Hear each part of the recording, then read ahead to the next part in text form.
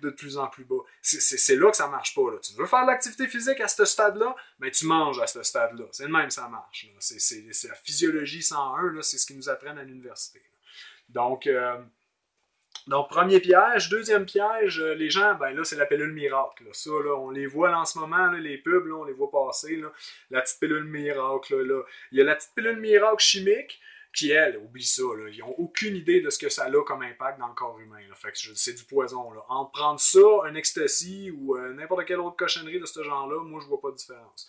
Puis, il y a les oui-dire de légendes urbaines. Là, pendant un bout, c'était la papaye. Un autre bout, c'était le coins.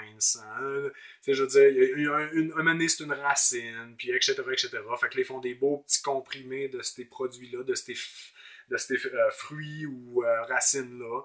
Puis ils vendent ça. Là, hein, ils font des belles publicités. Puis encore une belle industrie ils font 1 million, 2, 3, 4 millions de dollars cette année-là, puis l'année d'après, ben, ils ressortent d'autres choses parce qu'il faut que ça change. Hein. C'est ça la mode. Donc c'est ça. Le deuxième, très très nocif, ça a des dangers là, au niveau métabolique incroyables. Ensuite, le troisième, c'est les paléolithiques. Donc, moi, je range dans cette classe-là tous les Montignac, Atkins, Paléo, CrossFit, etc. Tous ceux qui vont être les avocats qui vont favoriser une alimentation basée sur les lipides, hein, le gras, puis la protéine, surtout les viandes animales. En fait, n'importe quelle viande, même la plus maigre, je pense que le thon, c'est quelque chose comme 23% de lipides. Là. Fait que, je veux dire, majoritairement, bien souvent, dans de la viande, on va trouver 60-70% de lipides. C'est très, très gras de la viande, puis souvent, c'est très peu protéinique. Donc, il faut arrêter de se faire à croire. Là. Mais en faisant ça, puis en restreignant au maximum leur apport de glucides, ben, ils vont être en kétose. Donc ça, je vous dirais, c'est probablement aussi pire que celui qui prend des petites pilules chimiques. Okay? Parce que la kétose, ça dégage énormément de déchets. Puis ces déchets-là, il faut les nettoyer. Puis si parce que là, en mangeant comme ça, là, c'est un transit intestinal. Moi, j'ai un transit intestinal de 4 heures. Là, puis je vous garantis que c'est hot.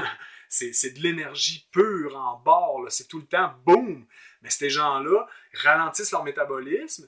Puis, ils vont avoir un transit intestinal de 2, 3, 4 jours. Moi, je connais des gens qui ont un transit intestinal de 5 jours sur une alimentation comme ça. Là.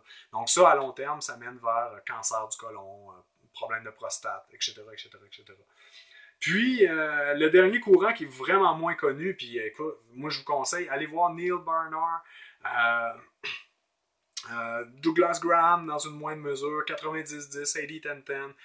Ça, c'est des gens qui font la promotion d'une alimentation qui est selon moi la seule alimentation plausible pour l'être humain. Alimentation basée sur les plantes, donc tout ce qui est plantes. Les pâtes, le quinoa, le riz, les légumes, les fruits. Basez votre alimentation sur les fruits, mais dans toutes les plantes disponibles, hein, du blé ou je dirais même le blé, faites attention, mais du riz, ça coûte rien. Je veux dire, mais des bons fruits, là, la semaine passée, j'ai mangé pour 96$ de raisin. Ça m'a fait 4 repas. Je veux dire, c'est de l'argent. Là. Fait que pour ceux qui n'ont pas nécessairement les moyens, basez votre alimentation plus sur les féculents en gardant 2 choses en tête. Peu de sodium, hein, ça veut dire que vous mettez à peine une petite saupoudrée de sel, that's it, ok? Prenez, râpez des betteraves, râpez des carottes, mettez du chou-fleur en petits morceaux dans vos pâtes, etc. Puis vous allez voir, vous allez vous habituer très rapidement. Peu de sel, peu de lipides. Donc, ça veut dire que peu de lipides, là, en fait, c'est les lipides qu'il y a dans les pâtes et dans les légumes que vous allez manger. Aucun huile, ou des avocats, des noix de coco, ça. Vous pouvez vous permettre une fois par semaine, quelque chose comme ça. Mais donc, peu de lipides, peu de sodium, autant de plantes que vous pouvez manger. Puis avec une alimentation comme ça, vous allez déconstruire tous les mécanismes qui vous ont amené à outre-manger.